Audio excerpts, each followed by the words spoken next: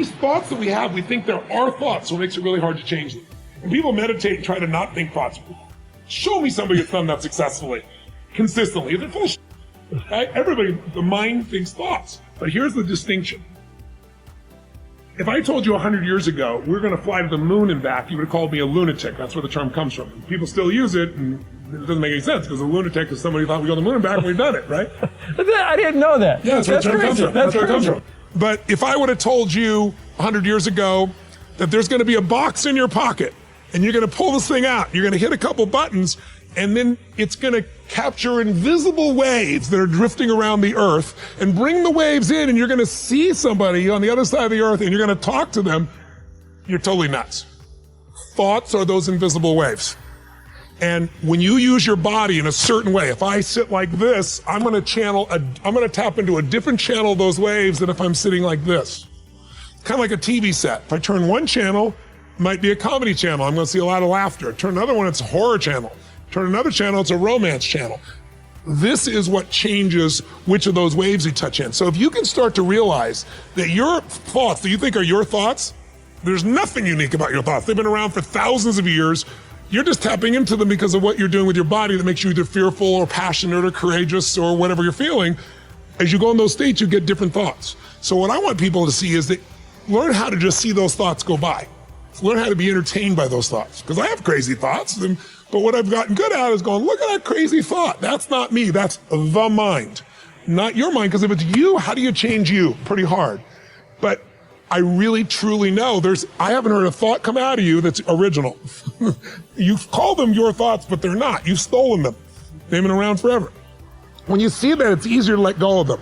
And letting go of those thoughts is one of the ways that you free yourself. And again, the more you do it, just like a muscle, you get better and better and better. And all of a sudden, the shit that used to make you crazy or stressed out, I'm like, how many things have you worried about that never came to be?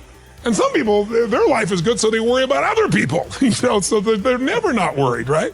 So it's really just a pattern. If you want wealth, real wealth is not just money, it's emotion. It's like, what are we really after in money? You don't want money, you don't want pieces of paper with the pictures of deceased notables on it. You want what you think money will give you. You think it'll give you freedom or security or stability or love. It won't give you love. It'll get you sex. It won't get you love. Money won't, right? So really what you're after is the emotion. And so what I want people to get is the emotion they want now, and all it is a new habit. It's learning to discipline this mind, right? By realizing the mind thoughts are out there and letting them float by and constantly coming back to what can I love about this? What can I appreciate? It's like, if you can learn to love or at least appreciate, start to enjoy the things that you used to get upset about, how much freedom would you have? How much more joy would you have? And I know people who got billions of dollars, I've coached them, who is like, holy shit, they live in scarcity all the time. One man, I'll never forget, he's screaming at his wife. I'm in the meeting, I'm in the house, and he's screaming at his wife because she spent some money on a bunch of outfits and stuff like that. And he's a multi-billionaire. He couldn't spend all his money in his lifetime. And then he's totally upset at his daughter who's in her 20s who spent some money too. And I'm like, I pulled him aside afterwards and I said, what do you do this for?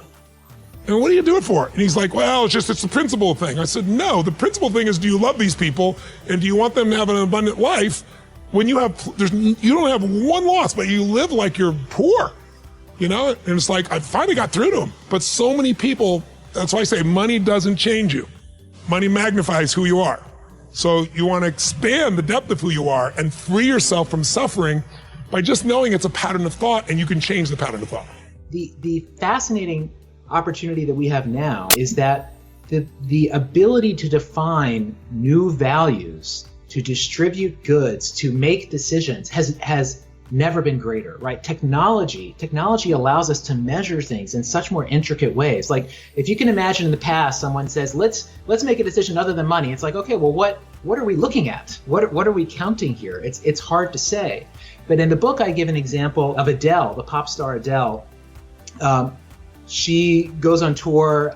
When her tickets go on sale, they immediately get bought by scalpers, and then people have to pay hundreds or thousands of dollars more.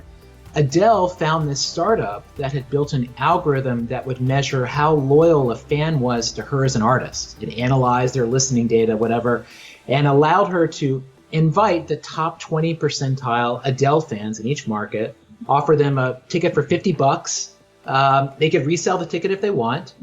And the show's still, Adele made money, But the idea was that for maximizing for this loyal communal value set, that there would be a different kind of experience. And in 1970, the percentage of incoming college freshmen who said being well off financially was essential or very important was just 28%. Just 28%. That year, the number one life goal was to, quote, develop a meaningful philosophy on life. 84% of students said that was essential. Can you imagine? Can you imagine?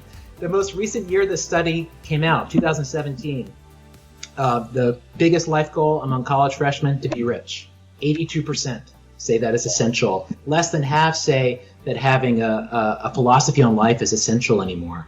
And if you look at these numbers over 50 years, every year it's surveyed, 50, 60 million students have taken this, like every value is flat. Like having a family stayed the same, being creative stayed the same, being good at your job, those rates have stayed the same. It's this growth of being rich that has just really, it's shocking when you look at it. It's just like just a straight up and to the right line. So just our whole value system has really shifted dramatically. And but you know, it's hard to recognize the water you swim in. I think the fundamental step that everybody should be taking every day for many aspects of their health, mental, physical, digestive, immune, all of that, is to get 2 to 10 minutes of bright light first thing in the morning on waking. Ideally it's sunlight. You could do it through a window. You probably shouldn't wear sunglasses while you do it. Don't stare at the sun until you burn your retinas out or something and make it painful. Please don't do that. But just getting bright light exposure first thing in the morning organizes the nervous system and the rest of the organs of the body in such a powerful way that I feel like if you do that most days, if you miss a day, no big deal. But if you do that most days, you're setting yourself on the path to do all the other sorts of things correctly, and your biology will thank you for it. You know, we have coaches, and we have mentors, teachers. This coming Friday, we're all getting together via Zoom, and we're going to study Robert Kennedy Jr. You know what he's saying about Bill Gates versus vaccine. I'm not a vax guy, but we get together to study together.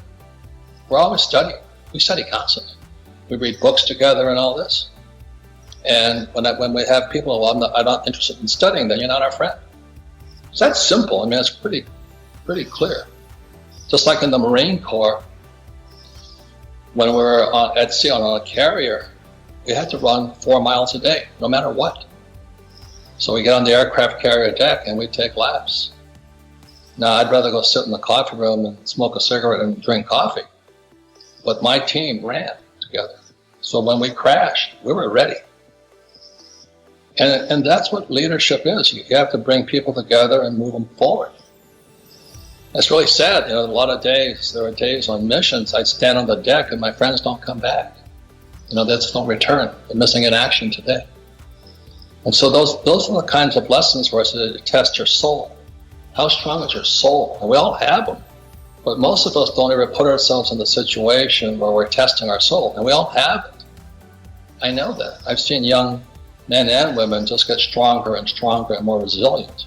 What you're calling anti-fragile vitality. But most of those things are just buzzwords, glib buzzwords, Everybody, oh yeah, against the fourth turning and this crap and that crap. And going, just show me the money. Show me your money, show me your team. Did this crash destroy you or did it make you better? So right now, I'm making money hand over fist for the same reason. Prepared for it. My advice to you on that is don't try to deny it. Your mind will always play from a position of safety, not excellence. And so acknowledge it, write it down and say, okay, this will never work. This is horrible. I suck. I'm not good. Write it down. But then open up another piece of paper and say, okay, I wrote down all the reasons that this might fail. Now let me write down all the reasons that this might succeed. And then take those 2 pieces of paper and look, and you choose which one you want to follow.